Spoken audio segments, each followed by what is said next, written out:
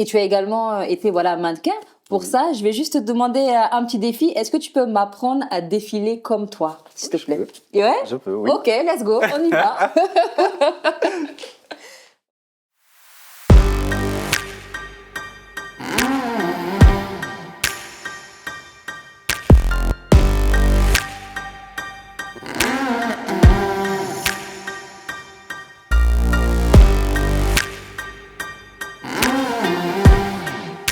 Elle me posait des questions du style, est-ce que tu es pédé?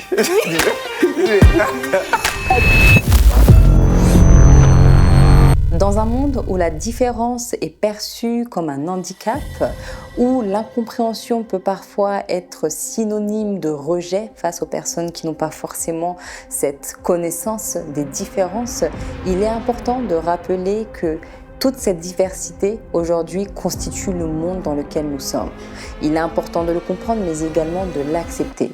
Et aujourd'hui, c'est ce que nous allons voir et c'est ce que nous allons entendre à travers un témoignage poignant, à travers le vécu de notre invité de ce jour.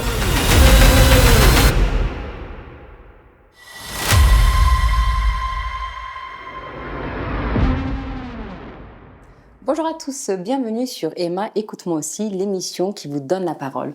Aujourd'hui, j'ai le plaisir de recevoir Ian Kevens, plus connu sous le nom de Shelton, très présent sur TikTok, qui est là pour nous parler de son histoire. Bonjour Shelton.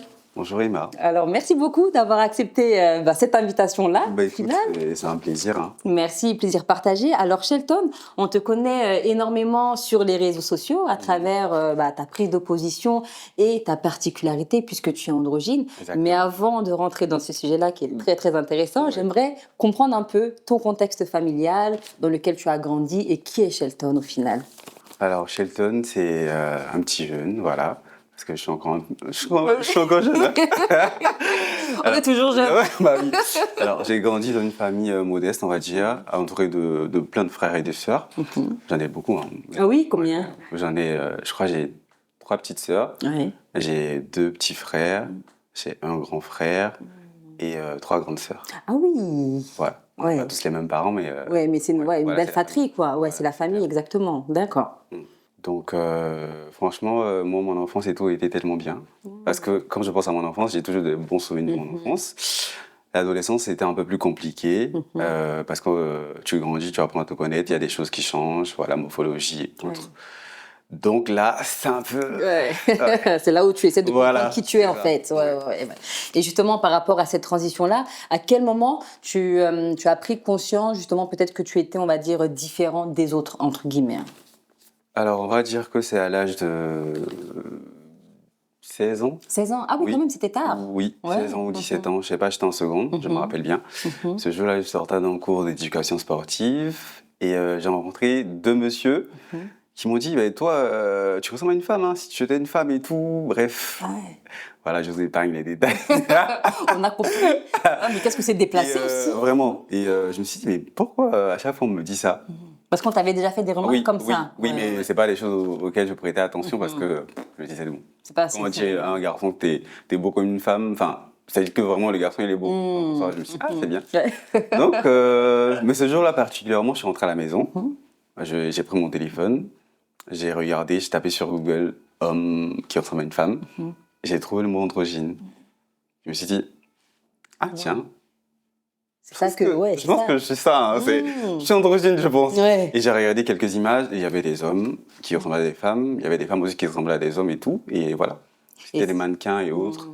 Et il y a même, je crois, une actrice, je crois qu'elle s'appelle Rose, je ne me rappelle plus trop du nom, mais Rose, je crois. J'ai même regardé des films d'elle, elle aussi androgyne et voilà. Super. Donc, à ce moment-là, tu mets un mot sur cette différence-là qu'on t'a fait remarquer depuis que tu es petit. Voilà. Est-ce que c'est pas aussi un moment de soulagement pour toi de pouvoir t'identifier à d'autres personnes qui te ressemblent? Vraiment, c'était un moment de soulagement. Ouais, j'imagine. Parce que c'est un fardeau aussi de porter ça, quand on te le fait sentir que c'est une différence, en fait. Je suis d'accord. Et est-ce que pendant ta jeunesse, ta famille aussi le remarquait? Est-ce que tu as eu peut-être des réflexions? Est-ce que tes parents peut-être aussi ont vu ce trait-là que tu avais, que peut-être tes frères et sœurs n'avaient pas forcément? Bah, on va dire que quand j'ai compris que j'étais androgyne, parce que moi, de base, quand j'étais en seconde, j'avais les cheveux courts, hein, on va dire ça. Et malgré ce fait-là, on me faisait toujours savoir que j'avais des traits féminins, on va dire. Et à partir de là, moi, je voulais pas avoir les cheveux courts de base, donc j'ai commencé à me laisser pousser les cheveux. Mes parents m'ont dit, mais pourquoi tu te laisses pousser les cheveux et tout? C'est pas comme ça en Afrique. Bref, moi, je m'en foutais un petit peu. Hein. Moi, je suis un peu rebelle, moi. T'es un peu rebelle. Ouais. T'es un peu le rebelle de ta famille, quoi. Du coup, je m'en foutais un petit peu. Et tout de suite, là, il a commencé à avoir les injures du style, lui, c'est sûr. Je sais pas si tu veux dire le mot. Oui, tu peux dire. Il faut... il est pédé et tout, oui, ce genre de choses et tout. Et ça venait de ma famille en plus. Ah oui. Oui, ça venait de ma famille, ça dit les tantes et autres. Bref, il y avait ça qui venait. Et en soi, moi, je m'en foutais encore. Je suis pas quelqu'un que ce genre de paroles-là blesse. Parce que même quand j'étais encore plus petit, j'étais un enfant, j'entendais ça. Donc, c'est pas des choses que je prends au sérieux. Au sérieux, voilà, c'est des choses qui me glissent sur le corps. Donc, mais tu as eu cette force-là. Oui, je ne sais pas d'où c'est venu. Oui, parce que tu me dis que depuis l'enfance, tu entendais ça. Quand même, quand tu es petit et que tu es en train de te construire, tu ne sais même pas qui tu es réellement, à part quand tu prends vraiment conscience que tu es soit homme, soit femme. C'est compliqué d'avoir justement ces pointages du doigt, même à l'école. Je pense que ça a dû être compliqué. Comment est-ce que ça s'est passé, peut-être, ta scolarité par rapport à ça, les camarades? Je sais que je me suis fait harceler par ça, quand j'étais encore en primaire, mais ce n'est pas des choses que j'ai mal vécues, en fait. Je me suis dit, c'est des choses qui sont passagères. Enfin, passagères. Ouais, c'est ça, passager. Oui, voilà. Et c'est pas des choses que j'ai pas eu de traumatisme par rapport à ça. Franchement, c'est venu et c'est passé. Moi, j'ai gardé aucun séquelle, donc je veux pas dire que non, voilà, je suis traumatisé. Non, du tout. Ah oui. Mais c'est super d'avoir eu cette force-là. Je pense. Je sais pas d'où ça vient, mais voilà. C'est incroyable. Est-ce que tu parlais avec tes parents, peut-être? Oui. Donc, tu as grandi avec ton papa et ta belle-mère. Exactement. Par rapport justement à cette communication-là, est-ce que vous parliez peut-être, tu vois, des traits d'homme? Parce que des fois, les papas, ils font ça avec leurs fils, tu vois. Ils se parlent entre hommes, on va dire. Est-ce qu'il y a eu cette relation-là où tu sentais... Non, mon père, c'était quelqu'un d'assez timide, réservé, on va dire. C'était un peu le monsieur de la vieille époque, mais qui était, on va dire quoi, tolérant. Il s'en foutait un peu. Ah oui. À part quand ses amis lui disaient, mais ton fils, faut qu'il ait les cheveux longs et tout. Et il disait, mais pourquoi tu te gardes les cheveux?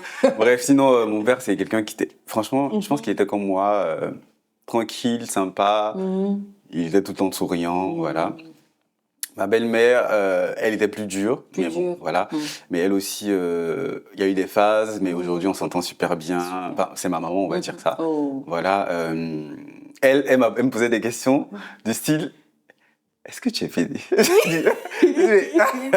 Elle te dit ça comme ça.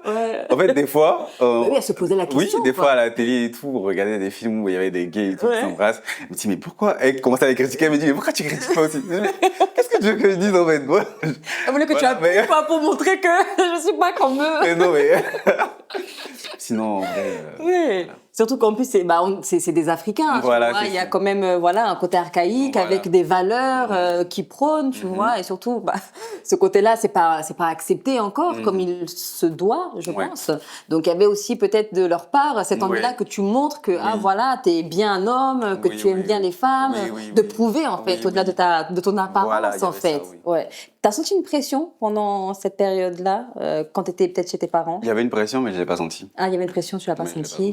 Ouais. Comment? Par rapport à quoi tu disais qu'il y avait une pression? Par rapport à mes tantes qui se posaient des questions, qui venaient me poser des questions. Mais pourquoi, dès que je poste une photo, enlève cette photo et tout? Non, mais pourquoi tu fais ça? Et moi, je suis rebelle. Donc, moi, tu me parles et tout, je te bloque après.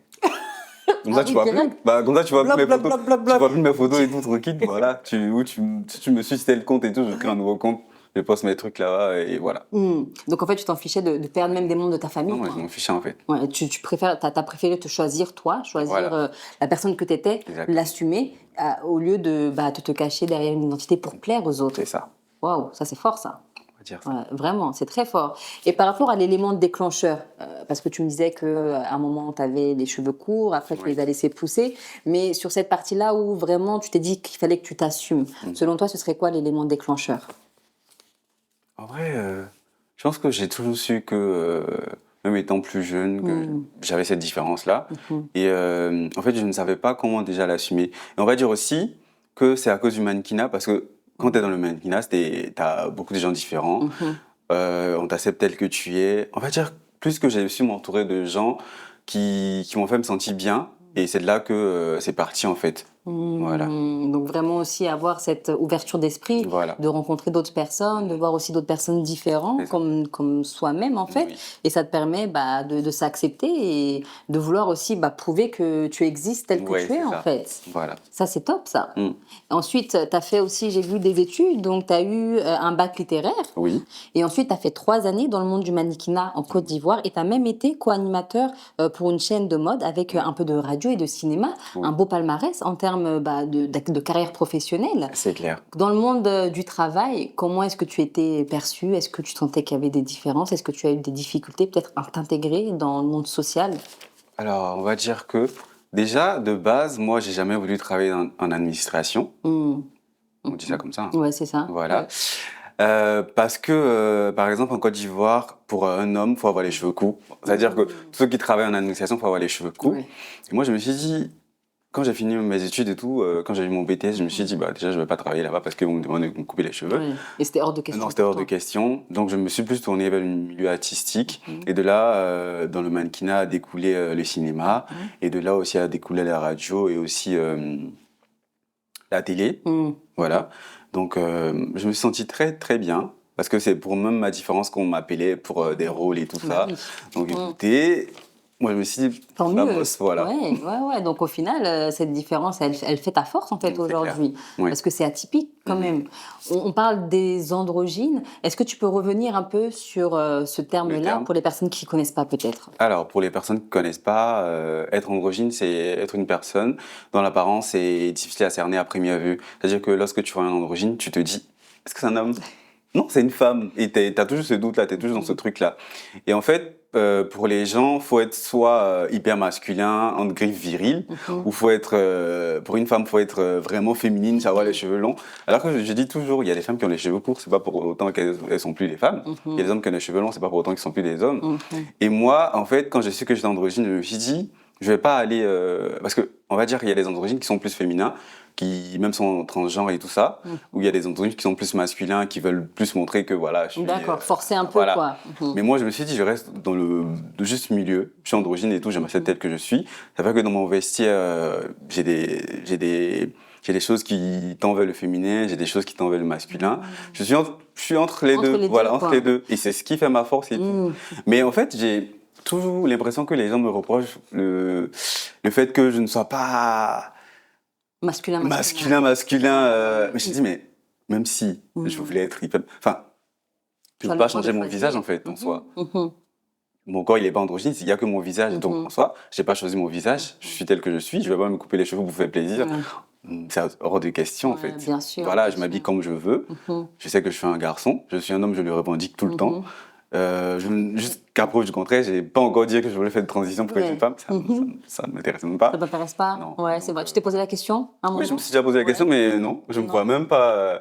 Je peux porter peut-être des robes dans le milieu artistique, mais je suis pas une personne qui va sortir en jupe pour son bon plaisir ou pour son bon vouloir, en fait. Est-ce que c'est pas aussi peut-être la peur du regard des autres? Ou c'est non, pas du tout. C'est vraiment que ça t'intéresse. Ça m'intéresse pas parce que en fait, par exemple, quand je fais des photos, les photos, ça reste on va dire à jamais, voilà, à vie.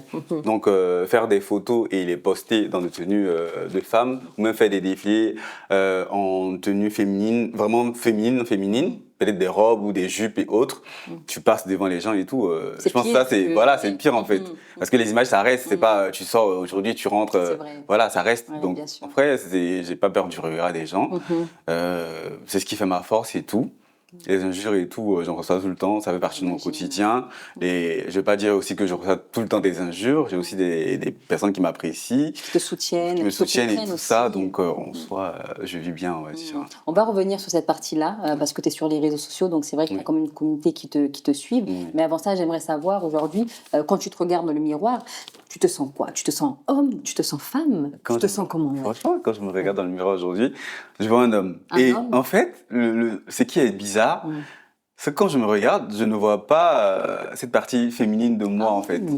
peut-être des fois, rarement, je me dis, ah, mais un peu. Mais pour de vrai, chaque matin, quand je me réveille, que je me regarde dans la glace, je ne me dis pas. Tu ressembles à une fille. Non, franchement, vrai. Je vous jure. Non, c'est pas. Non, c'est incroyable. En fait, c'est les gens qui me font remarquer ça, en fait. Parce que même vu que je travaille à l'aéroport, des fois, quand des passagers viennent me poser des questions, on me dit bonjour madame.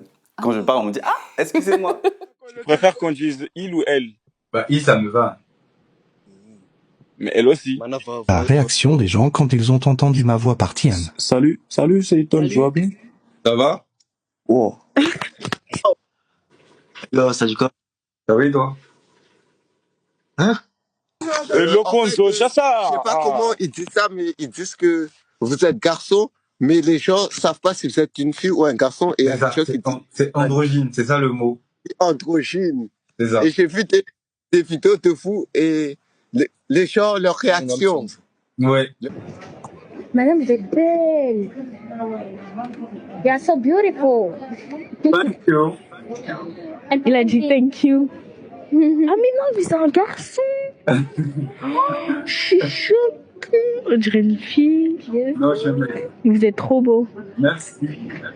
Tu es mon frère, c'est ça? Tu n'es pas femme? Non. Tu n'as jamais été femme? Non.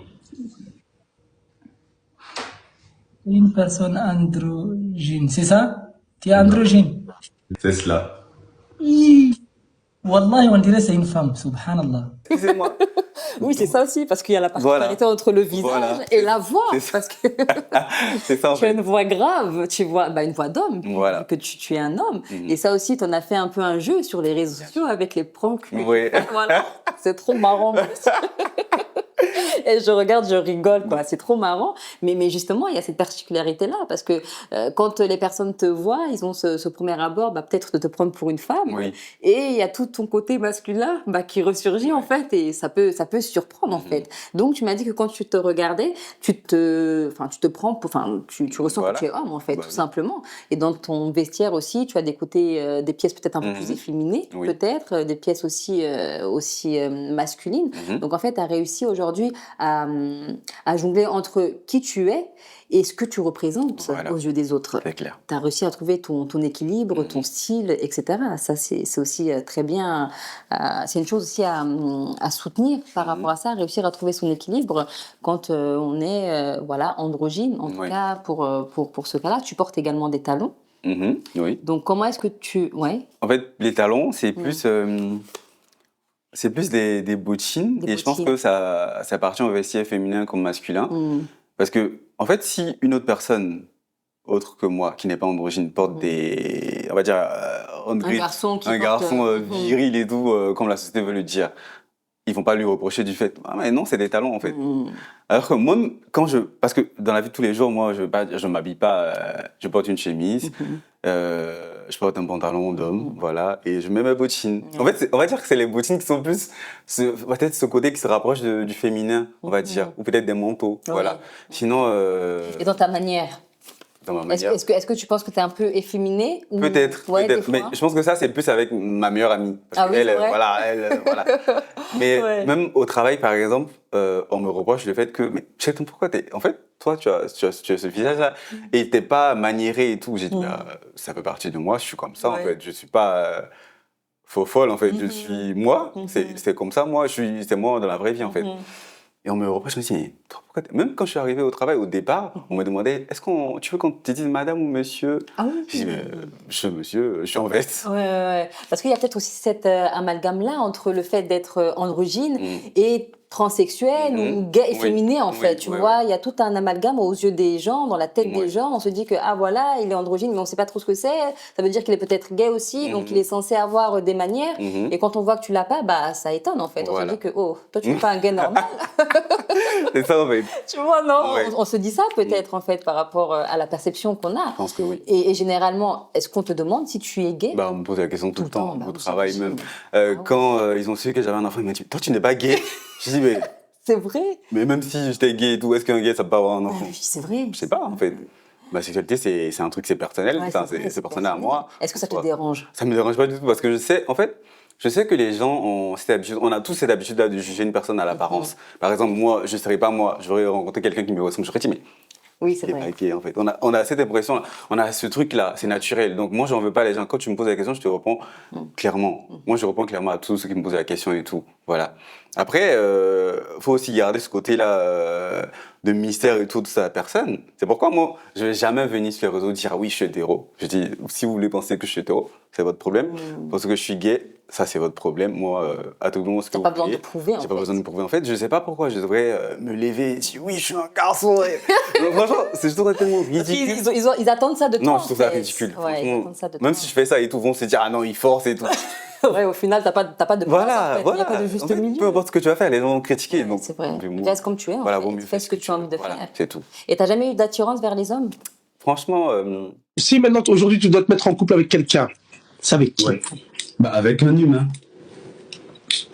Mais un humain, Un humain de sexe masculin ou féminin? Un humain tout court. Tu es en couple Ouais, je suis en couple. avec une femme. Avec une personne. Mon frère, ma sœur, mon frère, s'il te plaît, réponds-moi. Tu es en couple avec une femme ou un homme? Avec un humain. La ilaha illallah. Cet humain-là, il a Bangala ou bien il a autre chose? Ah, si tu veux. on va rester en anonymat. L'anonymat. Comme ça garde tout ce côté mystérieux. Voilà, ce côté mystérieux. Ah, c'est ça, hein, il faut. Hein. Sinon, si tu Garde- reprends et tout, on se dit ah bah on fait. Voilà, on sait, c'est ça. Il faut garder aussi ce Ouais. côté mystérieux, exactement. Donc là, aujourd'hui, t'es un jeune homme qui est épanoui. Comme tu l'as dit, tu es papa d'un petit garçon. Oui. Est-ce qu'on peut revenir un peu sur la rencontre, non, déjà sur les relations que tu as pu avoir avec les femmes? Mhm. Comment est-ce que ça se passait, déjà, dans un premier temps? Franchement, ça se passait bien. Ouais. Très très bien d'ailleurs. Ça se passait bien. Elle était satisfaite, quoi. Je pense que oui. Hein. Parce que si on revient à te parler, tout ça que oui. Ouais, c'est Voilà. que voilà. D'accord, ok. Et t'as pas eu parce que les garçons ils ont justement voilà cette virilité là, tu vois, non? Est-ce que t'as pas eu des fois des manques de confiance par rapport à ce qu'on peut attendre d'un garçon? Et est-ce que toi Si, tu un peu ça. représentes? Je pense que ça arrive à tout le monde. Ouais. Je pense que j'ai déjà passé cette phase et tout. Mais c'est des trucs qui sont passagers en fait. C'est pas des choses qui sont là, Qui reste. omniprésents en fait. C'est passager. Je me dis. Après, tous les garçons d'aujourd'hui se ressemblent tous. Ils ont la même coupe. C'est vrai. Toi, tu sors du lot. Tu vas C'est un vers plus. à celle qui te convient en fait. Voilà. Parce que généralement, moi, je n'étais pas du style à. Peut-être quand j'étais au lycée, mais aujourd'hui, je suis pas du style à aller faire des avances à une femme. C'est rare. Ah voilà. oui. Je préfère que la personne vienne vers moi, en fait. Vienne vers moi. Donc, comme ça, c'est plus sain. Voilà. Donc généralement dans tes anciennes relations, c'était plus les femmes qui Ouais. venaient vers toi. Mais elles venaient dans quel sens dans un premier temps? Est-ce que c'était pour de l'amitié, peut-être parce qu'elles pensaient que tu étais une fille, ou c'était de la drague que tu ressentais directement? Ah, c'était de la drague. Ah oui? Parce que je me rappelle quand j'étais en troisième, Ouais. je pense que il y a des filles qui se sont battues pour moi. Ah oui. Donc oui, il y avait. Shelton, tu brises le cœur. Briseur de cœur. Voilà. Ah oui, donc vraiment, tu faisais fureur, quoi. Comme quoi, J'étais timide donc. t'étais timide. T'osais pas aller vers les filles. Non, du tout. Ouais. Et pourquoi? Je sais pas. Je C'était pense que ça fait partie c'est ta un trait de ma personnalité. Ouais. En fait, je pense que c'est le mannequinat qui m'a plus amené à m'ouvrir un petit peu. Sinon, moi, je suis quelqu'un De réservé. de Timide. plus timide. Ouais. Je suis ouvert quand je rencontre une personne, j'ai confiance en cette personne et tout, je suis plus ouvert en fait. Ah d'accord. Mais on va dire, des fois, on me dit je suis un faux timide parce que, bon, Tu as eu rien. voilà, c'est ça. On vous connaît. Vous êtes des faux C'est types. ça en fait. Ouais. D'accord, donc tu as besoin d'avoir un environnement qui te donne cette aisance-là, cette voilà. confiance-là pour t'exprimer aussi, C'est ça. tu vois, pleinement. Donc par rapport aujourd'hui à la personne avec qui tu es un enfant, au départ, comment est-ce que ça s'est passé? Est-ce qu'elle, de son côté, il y avait peut-être une réticence du fait que tu étais androgyne, de la perception des personnes qu'elle pouvait avoir de toi ou pas du tout? Pas du tout, en vrai, je pense qu'elle s'est pas posé la question. Mais C'est pas- rare. Non, c'est très rare. Vraiment, Elle s'est pas posé la question du tout, voilà, c'est parti. comme ça, quoi. Voilà. Donc elle te soutient vraiment? Oui, oui. Parce qu'en plus, t'es... Elle en rit même. Elle en Parce rit, que- c'est vrai? Parce que enfin, par exemple, quand on sort, quand on est ensemble et tout, des fois il y a des mecs qui viennent me draguer devant elle en fait. Donc, en fait, on en rigole, tu vois. Enfin, Donc, elle a eu cette ouverture d'esprit, mais c'est trop bien, ça. Ouais, vraiment. C'est rare. Donc, elle te soutient. Et en plus, elle voit un peu ce que tu fais aussi sur les réseaux, voilà, parce que tu es exposé. On va revenir sur ça aussi. Comment est-ce qu'elle elle se voyait avoir un enfant avec toi? Est-ce qu'elle se voyait elle se voyait. Vous en parliez depuis un moment, on va etc. dire ça, Ouais. Et est-ce qu'elle n'avait pas cette appréhension peut-être de faire un enfant aussi peut-être androgyne? Est-ce que vous avez déjà discuté de ça ou pas? Oui, mais après, on a vu, c'est pas quelque chose qui se transmet. Mais mon petit garçon aujourd'hui, enfin, il y a des fois des commentaires qui viennent, c'est une fille ou c'est un garçon? C'est vrai. Ça commence? Ça commence déjà. Mais bon, pour le moment, il est encore petit, donc on n'a pas son visage définitif. Oui, c'est ça. Donc on ne sait pas encore. Je dis, je sais pas s'il sera androgyne ou pas. Et en plus, c'est pas génétique, c'est pas héréditaire en fait. C'est ça. C'est toi, ta personnalité comme tu es, mais c'est pas parce que tu es comme ça que ton enfant va être comme ça. Et même s'il l'est, comme tu l'as dit, c'est sa particularité, c'est ça qui va faire sa beauté aussi plus tard, comme toi. D'ailleurs, tu es très beau, tu as de très beaux yeux. J'ai vu ton enfant aussi, magnifique. Dis donc, tu nous as sorti, hein? Oh oui, vraiment. Et ça va, justement, ce rôle de papa? Ça va, franchement. Cette nouvelle vie aussi. Ça va. Être papa, c'est autre chose. Ouais, ça va. Il pleure pas trop, le bébé? Un petit peu. Un petit peu, c'est normal aussi. C'est un bébé, donc. Oui, il a 1 mois, c'est ça? On lui pardonne. Ouais, il nous pardonne. C'est quoi son prénom, si tu peux bien le diffuser? Alors, il a 3 prénoms. Il a 3 prénoms, ok. Il s'appelle Kitan Naïs, c'est un nom composé. Kitan Naïs, Olympe, Lanciné Koulibaly. Alors, Lanciné, c'est le nom de son grand-père, père à son âme, donc voilà. Ah, père à son âme, magnifique. Ah, ça, on a fait dans l'originalité. Ah ouais, c'est bien, j'ai jamais entendu ces prénoms-là. Et du coup, t'aimerais avoir d'autres enfants? Bien sûr, alors de 5. 5? Ivoirien. Mais c'est bien, c'est bien. Et madame, elle est prête à te suivre? En tout cas, on verra. On verra pour l'instant, mais vous êtes jeune encore. Ouais. Il y a encore le temps de grandir aussi, donc c'est une très bonne chose. Et comment est-ce que tu vois, toi, ta relation avec ton enfant? Franchement, très bien, je serais un papa cool. Hein. Ouais, papa cool. Ouvert d'esprit. Très ouvert d'esprit, parce que moi, j'ai tout vécu, j'ai tout entendu, parce que je reçois des jeux homophobes, transphobes, même misogynes et tout, j'ai tout, je pense que j'ai tout entendu. Hein. Bah oui, parce que en fait, on te mêle dans tout, quoi. Dans tout. Ah, c'est pas évident. Mais bon, tu as eu ce courage-là, tu as eu cette force-là, en fait, d'aller au-delà de ce qu'on peut dire. Et d'ailleurs, aujourd'hui, tu es présent sur les réseaux, notamment TikTok, avec plus de 1 million de personnes qui te suivent. C'est énorme. Félicitations à toi. Quand tu vois ce chiffre-là, qu'est-ce que ça te fait? Enfin, c'est quand même beaucoup de personnes. On va dire qu'il y a quelques années, je me serais jamais dit que j'allais atteindre 1 million, 100 000 personnes sur mon compte. Je me dis, c'est bien. Les gens m'aiment bien. Hein. Ouais. En plus, j'ai un truc que je remarque, c'est que même des fois quand je parle, par exemple, on me demande pourquoi tu fais pas de placement de produits. Je dis, quand je parle des produits, on ne calcule pas le produit, on parle de moi. Donc ça sert à rien. Ça sert à rien. Je veux pas prendre l'argent des gens bien sûr. juste comme ça en fait. Peut-être que je peux faire des pubs pour des vêtements et autres, comme ça, on sait que je porte, on peut me demander la référence et tout. Mais si c'est des, je sais pas, des produits, on va dire quoi, capillaires ou cosmétiques. C'est pas sûr que les gens... parce que... Vous s'intéressez aux produits, en fait. Non, parce que j'ai l'impression que les gens s'intéressent plus à moi que à ce que je dis. Oui, c'est ça. Ça, c'était un peu compliqué, mais bon. Ouais, t'étais pas à la bonne cible. Voilà, je pense que pour faire je trouve une manière de... Oui, c'est ça, d'introduire ça peut-être aussi. Mais comme tu t'es exposé aussi sur les réseaux à travers... mon personnage. Voilà, ton personnage, exactement, on s'est attaché à ça. Je pense que c'est ça. Et du coup, si demain, on va pas calculer le produit, c'est vrai, t'as raison, on va rester sur toi, en fait. C'est ça qui nous intéresse, c'est ça aujourd'hui qu'on veut voir en fait, c'est le Shelton, etc. Et notamment, tu as aussi fait des pranks qui t'ont rendu très connu. Voilà, les pranks où tu te fais passer pour une femme. Enfin, en tout cas, tu appelles des hommes, tu ne parles pas, et les hommes pensent que voilà, c'est des femmes. Raconte-moi un peu comment est-ce que ça a débuté. Voilà, comment est-ce que. Le truc, c'est que quand je travaillais pas encore, je me suis mis en live une fois. Il y a des gens qui sont invités dans mon live. Quand je les ai vus et tout, j'ai tellement la flemme de parler des fois avec les gens. Donc moi, je parlais pas, j'étais là. Et je me disais, coucou, c'est belle, ce genre de choses et tout. J'ai dit, bon, quand je repars avec ma voix, on me dit, un garçon et tout, ça les effraie. Je me dis, mais vous êtes malade ou qu'est-ce qui vous effraie? En vrai. Et ça s'est reproduit 1, 2 fois, 3 fois et tout. Et j'avais les rediffusions de live sur mon téléphone. Quelque chose m'a dit, mais partage un peu ce que tu vis, en fait, partage ce truc-là. C'est comme ça, j'ai fait une compile, j'ai partagé ça a plu aux gens. Incroyable. Ok. C'est parti. C'est parti, on va faire ça. C'est parti comme ça. Voilà, c'est parti comme ça. Et aujourd'hui, c'est devenu incontournable. Voilà, sur les réseaux sociaux, ça tourne. Et c'est tellement marrant. Quand je vois la tête des gens, surtout des hommes, c'est trop marrant. En fait, ils sont tellement surpris. Oui. Mais il y a de quoi aussi être surpris aussi, tu vois, parce que tu as vraiment le visage d'une femme, tu vois. Tu ressembles à une femme, donc c'est vrai que quand tu ouvres la bouche, on s'attend pas à cette tonalité de voix. Tu as une voix grave. C'est vrai. Un vrai contraste, non, en fait, vraiment. Un vrai contraste. Ouais. Donc aujourd'hui, à travers tes réseaux, au-delà de ces pranks-là que tu fais, qu'est-ce que tu essayes de mettre en avant, de valoriser, ou quel message tu essaies de faire passer tout simplement? Alors en vrai, je pense que le message que j'essaie de faire passer, c'est l'acceptation de soi. Parce que je pense qu'il y a beaucoup de personnes qui n'auraient pas eu le courage que j'ai aujourd'hui.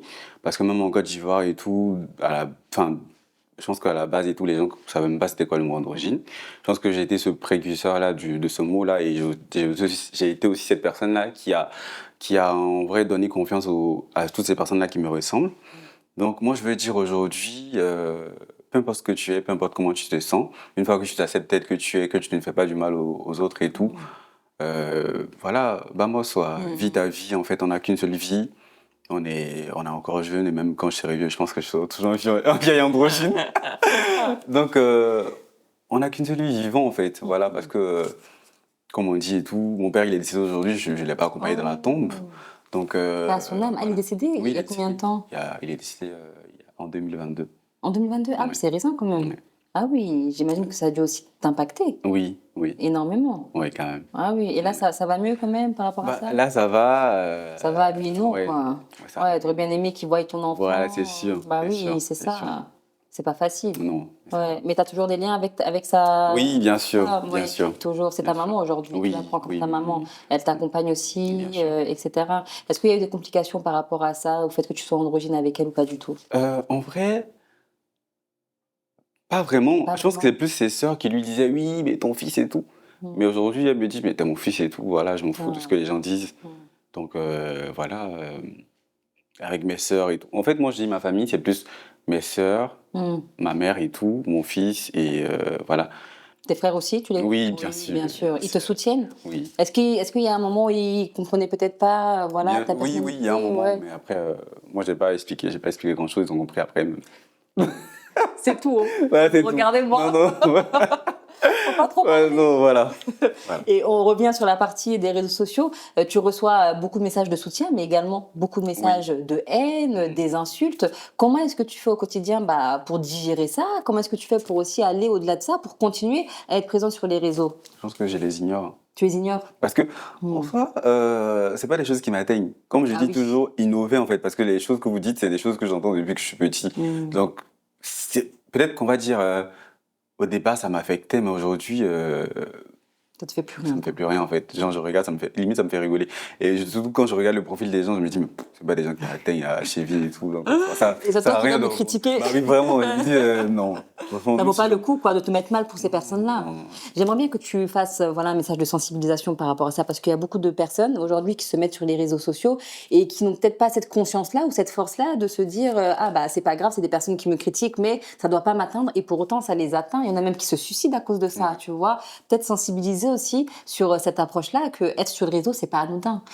C'est une partie de soi qu'on expose. Alors déjà, moi, je pense que déjà, quand tu te mets sur les réseaux, c'est que tu t'attends déjà à recevoir des bons commentaires comme des mauvais commentaires. On ne peut plaire à tout le monde, en fait. Donc, en soi, moi, je reçois beaucoup de bons commentaires et tout. Je ne vais pas me concentrer sur le négatif parce que des fois, quand tu vois des gens qui répondent à des commentaires, ils ont beaucoup de bons commentaires. Pourquoi répondre aux mauvais commentaires? Ouais, c'est vrai. Franchement, je vais pas regarder tout ce que les gens disent de bien sur moi et répondre à un truc mauvais, franchement. Mais en fait, moi, je suis flemmard. Hein. En fait, j'ai la flemme de. Tu lis pas les commentaires. Je regarde un, deux, trois, je dis.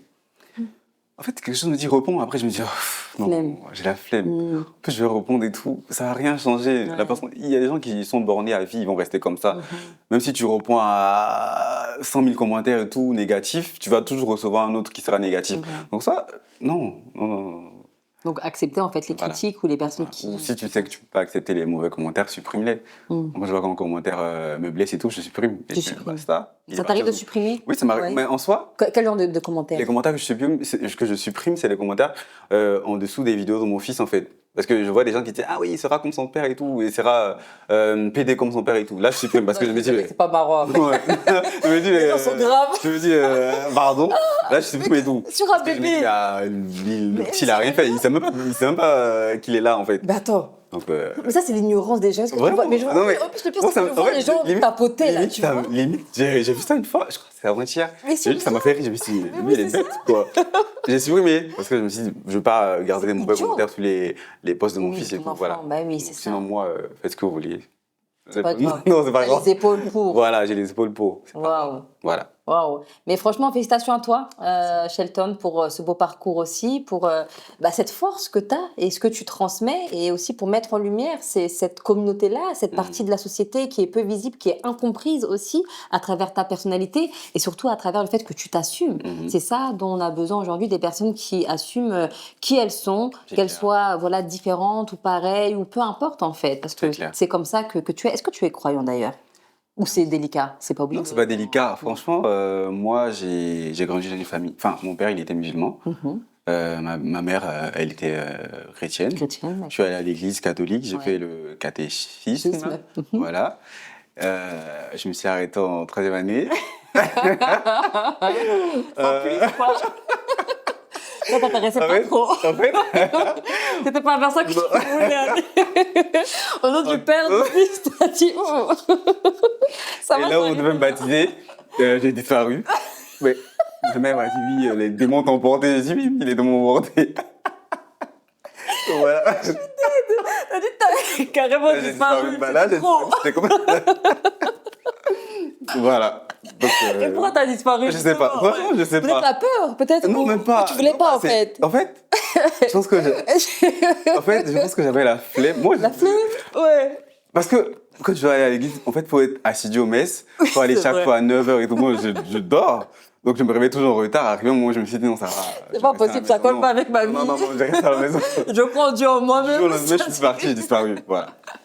Et là, est-ce que tu te considères comme étant croyant? Je me considère comme étant croyant. Sauf que je me dis que, par exemple, la religion et tout, c'est propre à chacun de nous.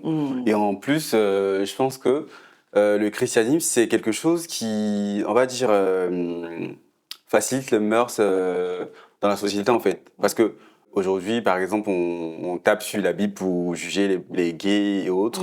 Mais il n'y a pas que ça. Il n'y a pas que ça que la Bible jugeait comme péché, en fait. Pourquoi les autres et tout, on n'en parle pas? Pourquoi lorsqu'une femme... parce que je pense que dans la Bible, on dit quand une femme est prostituée, il faut la lapider à mort. Pourquoi ils font pas ça? Pourquoi les gens qui font, par exemple, l'adultère et tout, ils prennent pas ça comme un péché? Pourquoi taper... non. Que sur les personnes qui sont... parce qu'aujourd'hui, la Bible, ça sert que à ça, en fait. Puis, la Bible a dit, mais tu n'étais pas là quand la Bible a été faite. D'où tu sors ça? Donc toi, tu es plus... une personne qui est à la foi plutôt qu'une personne religieuse. C'est comme ça que tu peux te considérer. C'est bien. C'est une bonne chose. Et aussi, tu acceptes les autres religions bien sûr, à leurs croyances. Même ton papa était musulman, donc tu as grandi dans cet univers-là religieux. Mais à travers ça, tu as réussi toi-même à construire ta propre croyance, ta propre foi, en fait, au-delà de ce qu'on a t'inculqué. Voilà. Alors, on va terminer avec une citation que tu as postée sur Facebook, je la lis. Donc, parce que les personnes androgynes défient les normes traditionnelles de genre, elles contribuent à élargir notre compréhension de l'identité de genre et à promouvoir l'acceptation de la diversité humaine. Elles remettent en question les stéréotypes de genre en naviguant entre eux ou en dehors des catégories conventionnelles de masculin et féminin, ce qui peut encourager une société plus inclusive et ouverte. Qu'est-ce qui a été à l'origine de ces beaux écrits, Shelton? On va dire que... Parce que lorsque je regarde mes commentaires, par exemple sur Facebook surtout, les gens sont toujours là en train de dire « Oui, mais c'est un homme et tout, il dit qu'il est un homme, mais pourquoi il porte des vêtements de fille ?» Mais je dis « Mais je porte pas des vêtements de fille, moi. Je porte des chemises dans la majorité de mes photos sur les réseaux. Je suis toujours en chemise et en pantalon. Enfin, je porte pas des vêtements de fille. À la rigueur, un manteau aussi, c'est mixte, en fait. Donc, je veux dire par là que être androgyne, en fait, c'est ne pas avoir peur d'accepter cette part de féminité qu'on a en soi et aussi cette part de masculinité, en fait. En soi, l'androgyne et tout, il est entre ces deux genres, en fait. C'est, on va dire, le pont, le masculin et le féminin. Du coup, ça donne la possibilité en fait, de gravité, de surfer entre ces deux genres-là. C'est-à-dire aujourd'hui, si je veux être hyper féminin et tout, je peux le faire. En soi, je pense que si j'étais même hyper féminin, les gens ne sauront même pas que je suis un garçon. Mais c'est justement parce que j'ai accepté cette part de masculinité en moi que je montre plus sur mon côté masculin que les gens ont la critique facile. Donc je veux dire, être androgyne, c'est ça en fait. C'est être ici, être là, voilà, et on s'en fout après. Voilà. Et être tout simplement toi-même, voilà, en fait. Ça. Oh, une très belle citation qui a un message très fort derrière. À quel moment, dans quel contexte tu t'es dit qu'il fallait que tu écrives cette citation? Je sais pas, j'étais assis. T'es assis? J'étais assis, je me suis dit, qu'est-ce qu'il croyait? Attends, faut que j'écrive ça. Ouais, faut que t'écrives ça. T'en avais marre, en fait. J'en avais. Tu voulais que les gens comprennent. Parce que je ne peux pas répondre à chacun des commentaires, donc je dis, on va répondre à la population.